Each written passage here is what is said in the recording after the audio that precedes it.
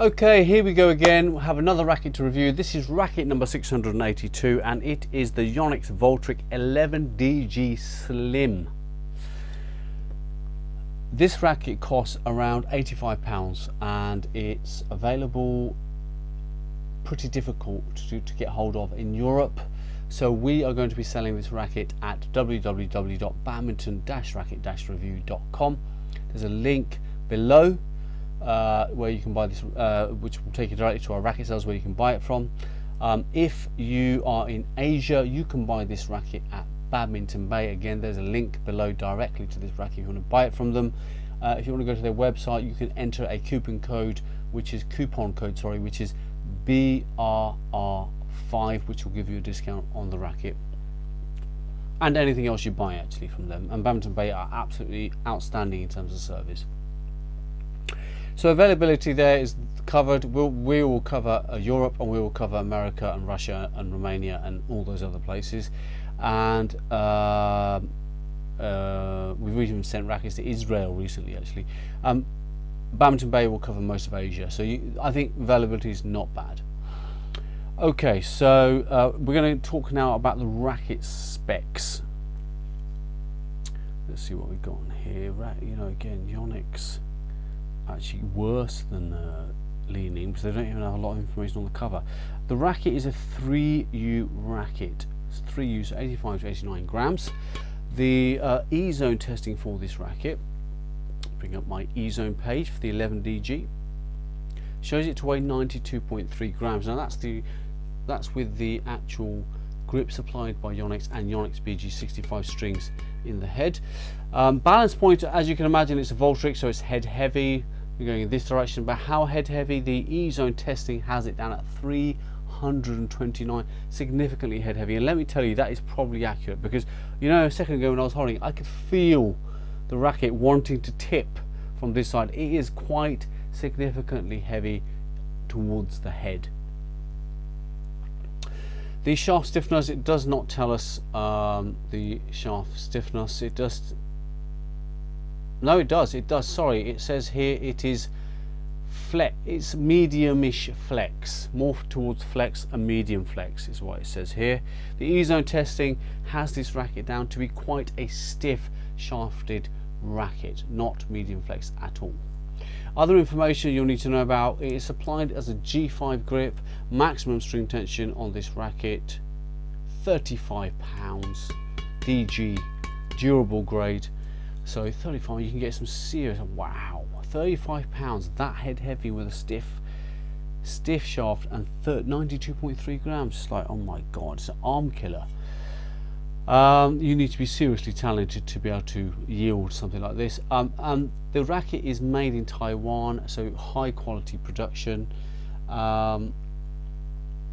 don't have anything on the materials though. I would expect high modulus graphite. Yeah, high modulus graphite is what it's made of, so I was right on that. Tri-voltage system used in this here, isometric head. That is everything that it says on the racket, and there's, I think, everything you need to know in terms of the spec of the racket. Now in terms of the design, it's actually quite nice. Nothing, Yonex design personally doesn't excite me at all, but it's always really well produced. It's Taiwanese produced racket. Taiwanese production, in my opinion, in our opinion, is as good as Japanese. It's really high standard. So produced excellently. It's an £85 racket, and you're not going to be disappointed with it. It doesn't look exciting. It's not a Kawasaki cutting edge design kind of racket, but it's nicely done. It's nicely done. Take a look at these close-up shots and you'll get a good idea of what I'm talking about.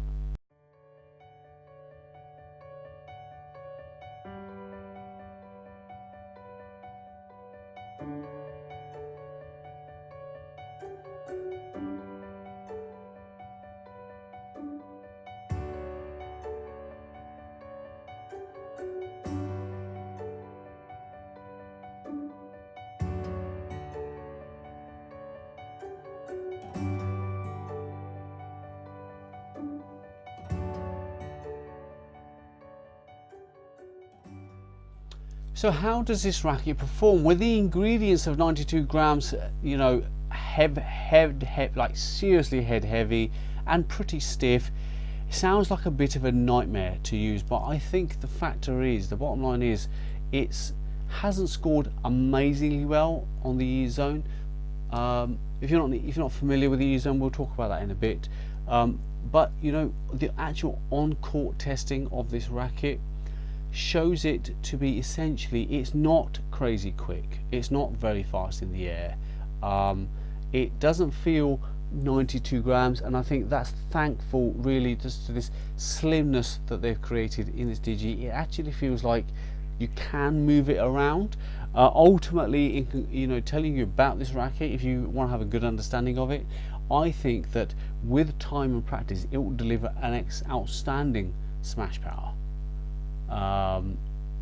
But you are going to have to get your timing right. I don't think the sweet spot is that big, so you need to get your timing exactly right. You're going to have to put in full rotation, you know, full rotation on the smash, and you will get good smash power. And it's set up for that, right? It's head heavy, fairly stiff shaft, but if you can get that shaft to flex, I think you're going to get very good smash power. If you're looking for a DG racket that's not hyper expensive, then this is actually a really good one to consider, because it will give you serious smash power. And that really is the theme across the board with this racket. All overhead shots with this racket, providing you strike the shuttle in the right place, you're actually going to find it pretty good. Good for clears, good for smashes, good level of repulsion off it. It's not so bad that you just can't get the shuttle away. It actually does create good distance with the shuttle. Obviously the weight helping, the balance point helping, everything helping it, so you do get nice clears off it. You do get good smash power off it, so it actually performs really, really well. And in using it on court, one of the things that I personally noticed is, compared to the 20DG, 1DG, 10DG, any other DGs that we tested previously in 2019, 18, 17, I felt like it wasn't horrendous, even though it's got the setup to be horrendous. Now, if I was using this for 2-3 hours, I think I'm going to have a shoulder replacement, because this kind of setup, it doesn't work that well for me normally. But actually I quite enjoyed using it while I had it. It performed better than I expected, and like I said to you, the one area of weakness is if you are getting attacked, I don't think it's ideal for defense. But in all areas where the racket is here or above, it performs well. So drive, overhead smash, it's actually not bad. So you know what, for £85, I would say, if you're a Voltric fan, you're looking for something head heavy, like head heavy, I mean head heavy, I would give it a shot. It's not an easy recommendation. I think if it was 110, I'd say no, but £85, I think give it a go. It's hardcore. It's hardcore, but if you're a big smasher, you got the technique, you're fit, you know, you're strong, I reckon you're going to end up hitting some missiles with it. But it is going to take practice and time to get those missiles out. Okay.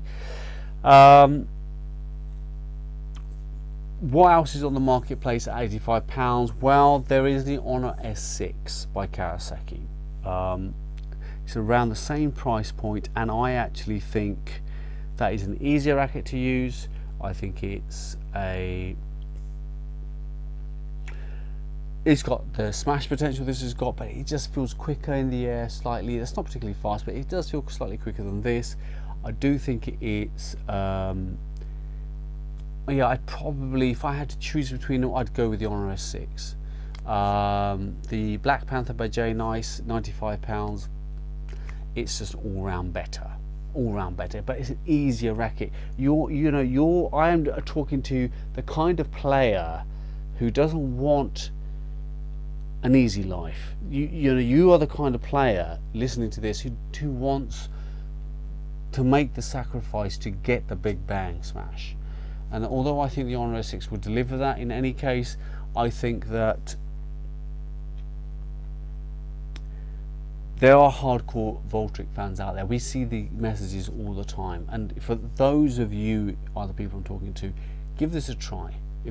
For those of you who want an easier life an easier racket to deal with, then you know the choices. You've got the Black Panther by J Nice. Great racket. It's got a slightly taller handle, slightly shorter shaft. You are going to have to spend some time getting used to the timing on that, but it is amazing at 90 grams. The King K9, also amazing. The Honor S6, slower but big smash potential on that racket. Just the drive power you get from that racket. This also, drive power is phenomenal. So I am going to give it a thumbs up. I do think it's worth a try. The on-court testing did score really well. The E-Zone test scored average. So I'd say give it a shot. And you know, that example right there is what we're addressing in 2020. In 2020, the E-Zone is going to change. We are going to incorporate 5 new areas of testing, which will get added to the overall score of the racket, which will give you people an even deeper and better understanding of each and every racket. We're also going to add a search function and a timeline function, so if you want to look at only the most recently tested rackets or reviewed rackets, you will be able to do that a lot quicker and easier. The overall website will also get an update.